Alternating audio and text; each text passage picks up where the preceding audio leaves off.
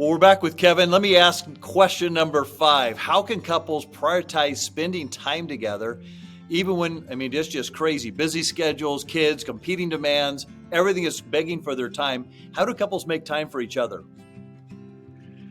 Yeah, Kurt, I think this might be the number one issue of our specific day. And so it's always been an issue, but I think it's more unique in our day with all the demands that are taking place. And you think about it, just not very far from where both you and I are as we have this conversation, there are a couple of major corporations spending billions of dollars a year trying to figure out ways to get our attention so that they can, first of all, sell to us, and then after that actually sell us to others. And if they win that attention is going to come from some place, and the most likely place for it to come from is our family. It's our marriages, and then also our kids. And so I would say attention is the number one issue facing couples in 2023 whenever it comes to marriage. And so now there's good news about this. We are fully in charge of our attention.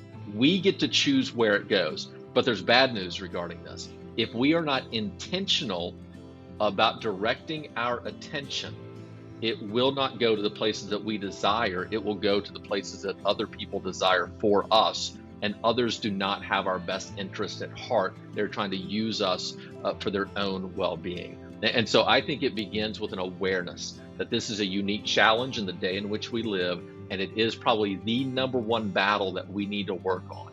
And then it's followed up by intention. We intentionally make sure that we are giving attention to one another. And the good news about this is it's not as difficult as we think. It's not the concept that, what Jenny needs from me is 8 hours of attention every single day, 7 days a week. That's not it at all. As a matter of fact, it's amazing to me what just little amounts of attention can do for the state of our relationship. Little things like when she's talking to me, I look her in the eye and I put my phone down. Little things like I send her a text message beyond just who's going to pick up the kids or who's doing the homework that night, but a email or text of connection to say, I love you, I see you, is there anything I can do for you today? Little things like that. I think in many ways couples are not using some of the best qualities that we have about one another. Imagine what a 60-second hug does for your connection with your spouse. Think about this. Think about how you launch each other out into the world and how you receive each other back home. If I will, in the rush of the morning of what's going on, if I will pause and actually make connection with Jenny, hug her in that moment, maybe give her a passionate kiss, not just a peck on the cheek, I will be launched out into the world feeling connected and bonded with her.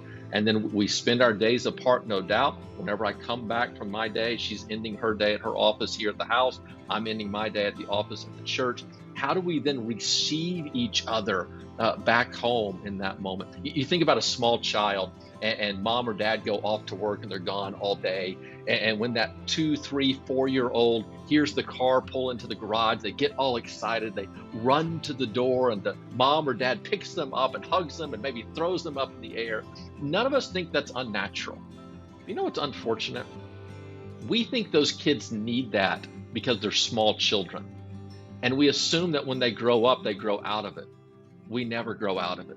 Now, I'm not suggesting you throw your wife up in the air the next time you walk in the home. You might hurt your back in that moment. But what's happening in that moment is we are seeing each other. What Jenny needs from me is she needs to be seen. She needs to know that I see her and I'm looking past just the surface, but I'm actually seeing her heart, that I love her, I'm for her, and I know what's going on in her life. And if I do not intentionally do that, there are going to be negative ramifications in our relationship. I would say the biggest issue in marriage today, it is not money, it is not sex, it is not poor communication. It is a lack of attention. As a matter of fact, I think most couples actually struggle from what I would call marital attention deficit disorder. And that's why they're mad.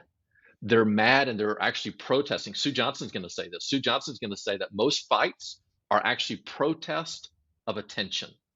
Mm. that my heart is raising, my tone is changing, I'm emotionally shutting down, or I'm exploding because I do not feel seen, heard, valued, and loved in the moment. And it just expresses itself in whatever issue that we're actually talking about. If we will make intention to attention in our relationship, everything else will calm down in some way. But we have to understand that there is a war of attention going on in our lives. And if we do not fight it together for each other, then YouTube, Google, Netflix, these other companies are going to win because they are smart, they are spending money, and they know what to do. But they can be defeated if I literally put them down and look my wife in the eye. I love that, Kevin, that intentionality. And what's funny, like you said, it's not just the big things, which I think it's funny. We have people, families get together calendars and put their kids' little league games on. They put all the different events, but they don't schedule their spouse time. But it's also, like you said, it's just the little things of how you enter and leave a day with your spouse. I just think that's so wise to kind of target both of those to get a control of our home again and to make that a priority with our spouse.